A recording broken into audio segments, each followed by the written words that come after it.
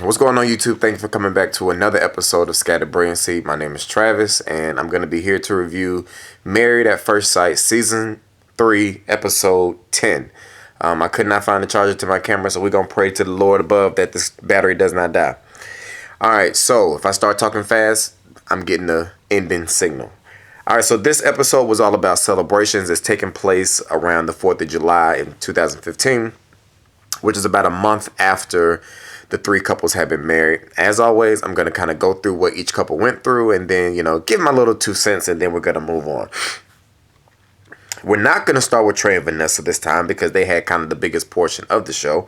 We'll start with Neil and Samantha. So nothing really happened with them two that's like relevant. And I feel like as soon as I start doing the video, I start sounding stuffy. That's odd. So they're at the park. Sam is getting to know Neil's friends.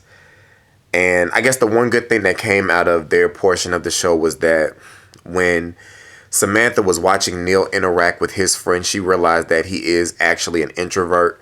And however he's been acting with her, cameras on, cameras off, is authentic to who he is and not him putting on some kind of front. Because I think if you guys remember a couple of episodes ago, she felt like camera Neil and off-camera Neil were different and that he wasn't being consistent. But I think seeing him around his friends let her know that that is just really who he is.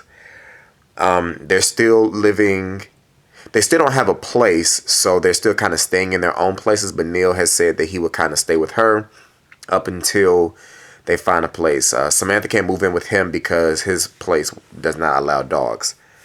Neil gets a chance to talk to Samantha's best friend just to kind of get some pointers and some tips on how to deal with her. Not how to deal, that's not a good word. How to respond to her, because we know that Sam is very big as far as personality. Neil is more small, so that is, the kind of balanced thing they have going on. And I did not go into my studio and do this because I had my glasses on. Struggle mode in full effect. That is really all that happened with Sam and Neil in this episode. Moving on. So David and Ashley, we'll go to them next. Everybody is pretty much having something for 4th of July. I should have said that. So that's kind of pretty much all this takes place. This whole episode pretty much takes place over a day and a half or so. So I noticed something about Ashley, and this is just my observation, and some of y'all probably gonna think I'm wrong because I know a lot of y'all really just dislike her with the passion. I would be willing to bet that Ashley is the type of girl that once she's down for you, she is ride or die. Seeing how guarded she is on this show and then being 31 days into this process and she's still acting the exact same way has me convinced that when she gets down for a man, like she holds him down and she's gonna ride for him. Granted, she ain't riding for David right now, but I just would be willing to bet that that's the kind of personality she is, because I could not imagine that the way that she acts now is how she would act if she was really into a guy. That's just my observation. I put that in my notes. I put ride or die. So they're having people over, and this is something that's out of Ashley's comfort zone. She's not really into the whole crowd thing, but David is. I could totally relate because me and my wife are pretty much the same way. When it came to like having stuff here at the house, I'm used to having a lot of people over and having big functions, and she's not. But Ashley, just like my wife, decided to try to compromise and to try to do her part and deal with it and, make the best of the situation. However, during the 4th of July get-together, she felt alone. She said she felt more like a guest at the party than a part of the married couple hosting the party.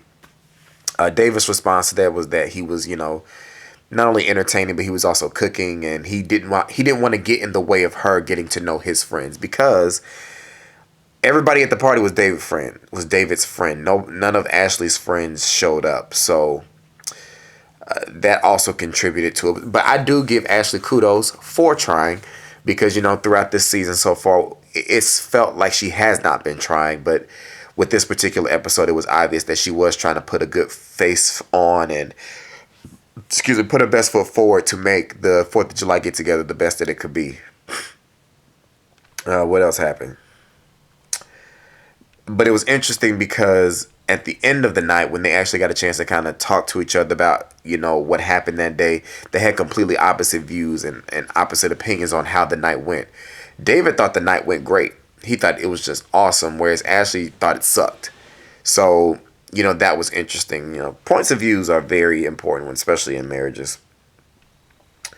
And that is pretty much all that happened with them. Theirs kind of ends with a cliffhanger because when David comes to bring Ashley a happy 1 month cake, she's not really that into it, and she says that's because she had just gotten a message that David asked another woman out for drinks the weekend prior to whenever that particular day was filmed. So the episode ended right there, and I guess it'll pick up next week. And based on the way next week's preview looks, it looks like he actually did ask another girl out, because Ashley looks pissed and he's seeming like he did something wrong. So I guess we'll wait till next Tuesday to find that out.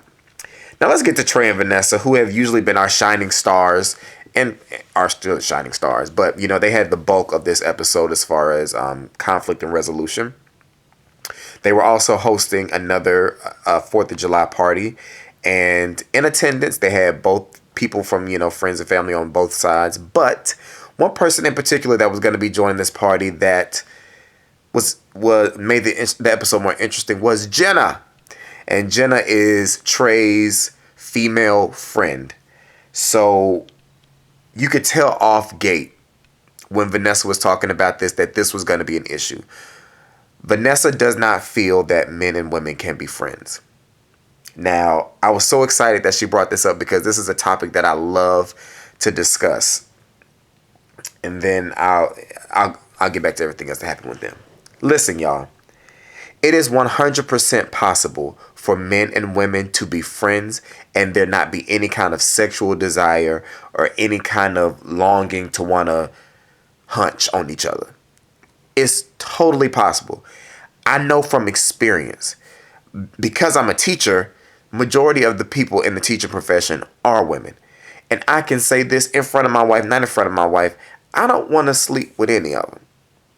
Before I was married, I didn't want to sleep with any of them. When I was single, I didn't want to sleep with any of them. I have plenty of female friends who are just a friend. They're not anyone that I, when I wasn't in a relationship, they weren't anybody that I desired to be in a relationship with or to try to get in bed with or to try to pursue. It's never been anything like that. I have a friend who we've been close since babies because our mothers were best friends and they were pregnant at the same time, and she's a female. Now, granted, plenty of people throughout our life thought that we were going to one day get married because I look at her like my sister, but I have plenty of female friends who I don't want to sleep with. That makes it sound like I have female friends that I do want to sleep with. I don't want to sleep with any of my female friends, period. I don't.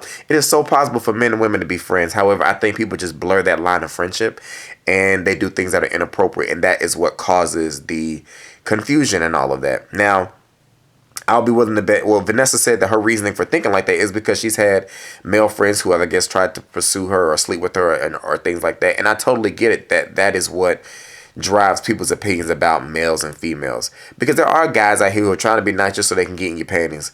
But it's possible for males and females to be friends, y'all. Okay? Let's just put that out there. I hate that my nose has done. Did I sound like this before I started talking on this camera? This pisses me off a little bit. All right, so back to the cookout. Trey is talking to his friend Chaz, just talking about the lifestyle change that he's going through.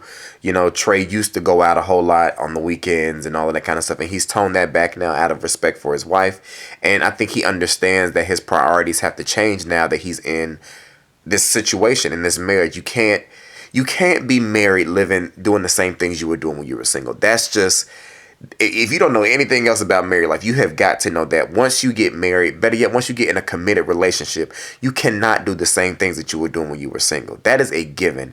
And Trey obviously understands that concept and seems to be trying to actually enforce. I don't think that's the best word. That's not the word I'm looking for, but he's trying to actually live up to that. Let me see what else I have in my notes. Okay. So when Vanessa actually gets around to meeting Jenna, the best friend, it is a very awkward interaction. I would be willing to bet that a little bit of that feeling that Vanessa has as far as Jenna is concerned is probably a little bit of insecurity. And that's not a bad thing. And you can't fault her for it because she's just getting to know Trey. And so she hasn't really established a strong foundation of trust with him. So she can't know that this is my husband. I know no matter what woman I put in front of him or goes in front of him, he's going to do the right thing. She's not there yet. So to know that he has this female friend that he's had for all these years and she's still getting to know him, knowing the kind of lifestyle that he had before her, it's pretty given that she's going to have those thoughts of, is something more there than what it really is?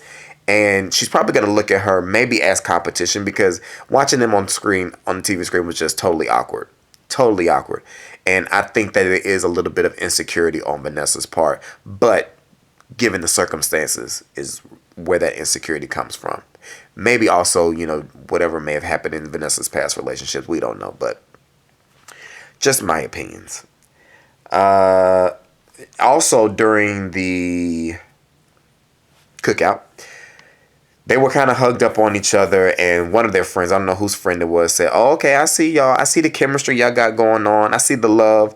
And Trey was like, "Whoa, that's a big word. How you go from chemistry to love?" And you could immediately tell that Vanessa didn't like that. She didn't like the fact that Trey was almost making it seem like they could not possibly love each other or be in love or something like that. And I think deep down, it really just hurt Vanessa's feelings that Trey kind of laughed it off, that somebody said that somebody even used the word love in regards to their situation. I think that hurt her feelings because I do believe that Trey and Vanessa care deeply about each other.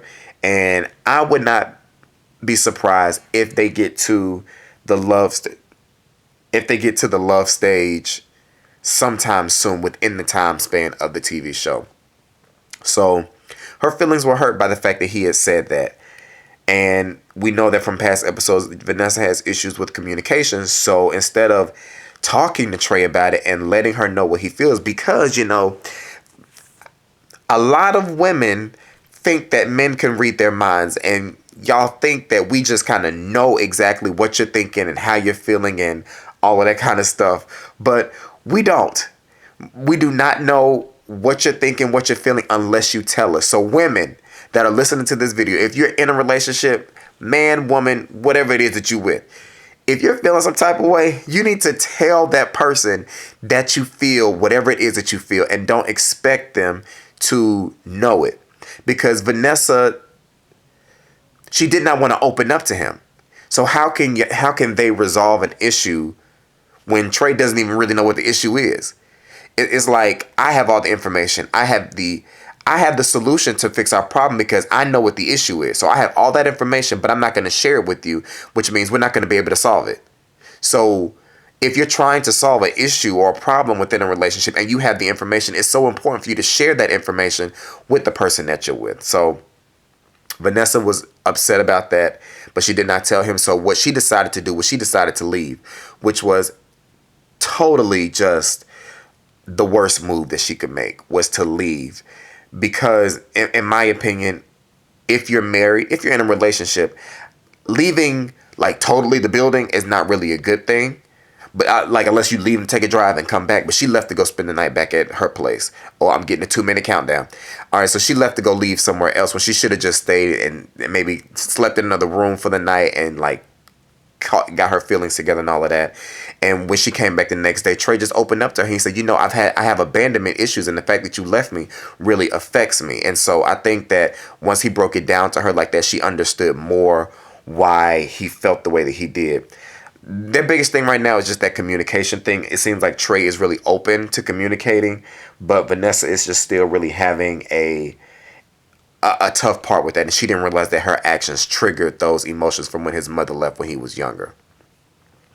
But I mean, the good thing was we did see some resolve with that situation. So while they did have a little conflict, the resolution wasn't too long after that.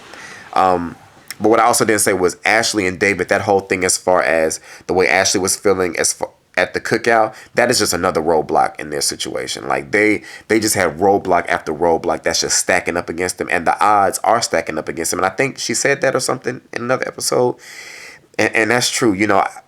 I thought that this particular episode was going to show something that was really going to be like, oh, okay, they've taken a step forward, but they just taking a step back, and this whole thing that will maybe be happening with David is just going to be another step back. But my time is running out. But thank y'all so much for watching this video. Make sure you like, rate, comment, and subscribe. Share it to somebody who watches Married at First Sight. And I will be seeing y'all later. Did I talk about everything? I think I did. I'll talk to y'all later. Peace.